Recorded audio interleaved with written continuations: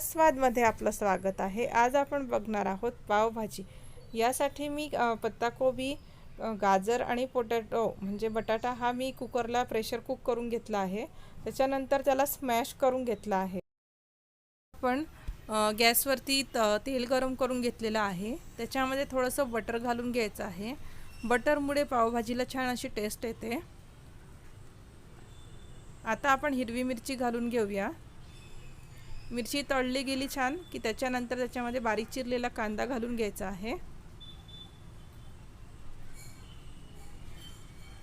कांदा छान असा परतवून घ्यायचा आहे आपल्याला।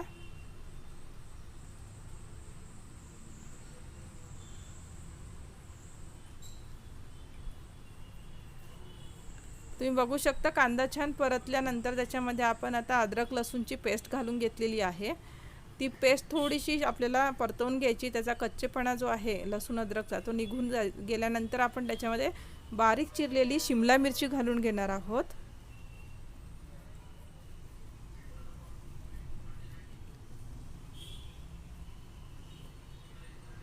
शिमला मिरची छान अशी थोडीशी नरम झाल्यानंतर थोडी हिरवी कोथिंबीर घालून घ्यायची आहे। आता आपण दोन बारीक टोमॅटो पिकलेले टोमॅटो घेतले होते ते त्याच्यात आपण घालून घेऊया। आता याच्यात आपण मसाले घालून घेऊया। पहिले आपण हळदी घालून घेतलेली आहे। त्याच्यानंतर लाल मिरची पावडर घालून घ्यायची। ते तुमच्या चवीनुसार तुम्ही घालू शकता। जेवढं तिखट हवं असेल तेवढं आपण मिरची पावडर घालू शकतो। आणि आता आपण त्याच्यामध्ये जिरा पावडर घालून घेऊया आणि धना पावडर घालून घेऊया।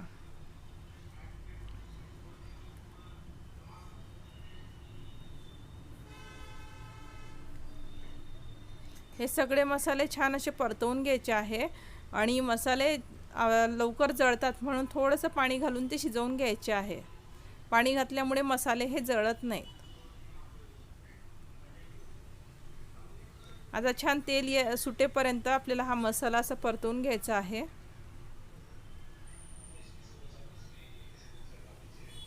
तुम्ही बघू शकता त्याला तेल छान असं सुटलेलं आहे।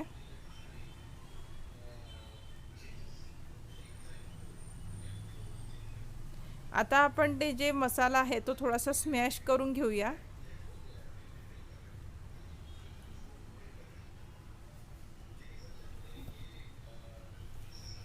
जास्त स्मॅश नाही करायचं, थोडा स्मॅश करून घेऊया।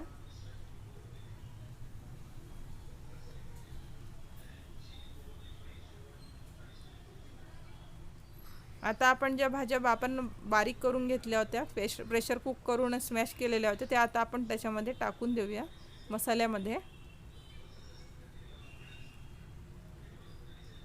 छान प्रकारे अशी पावभाजी मिक्स करून घ्यायची आहे। आणि त्याच्यात आपल्याला लागेल तेवढं आपण गरम पाणी सोडू शकतो। जर आपल्याला घट्ट वाटत असेल भाजी तर आपण थोडं गरम पाणी सोडू शकतो त्याच्यामध्ये। आता छान मीठ आणि पावभाजी मसाला घालून घ्यायचा आहे।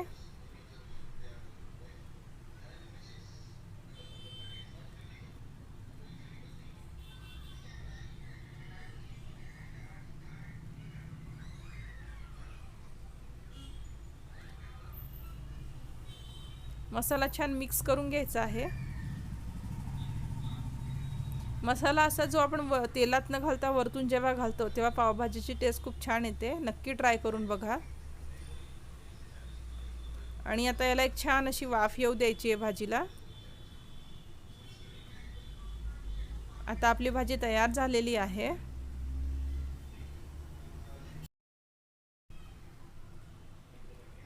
जर तुम्हाला माझी रेसिपी आवडली असेल तर माझ्या चॅनलला लाईक आणि सबस्क्राईब करायला विसरू नका। धन्यवाद।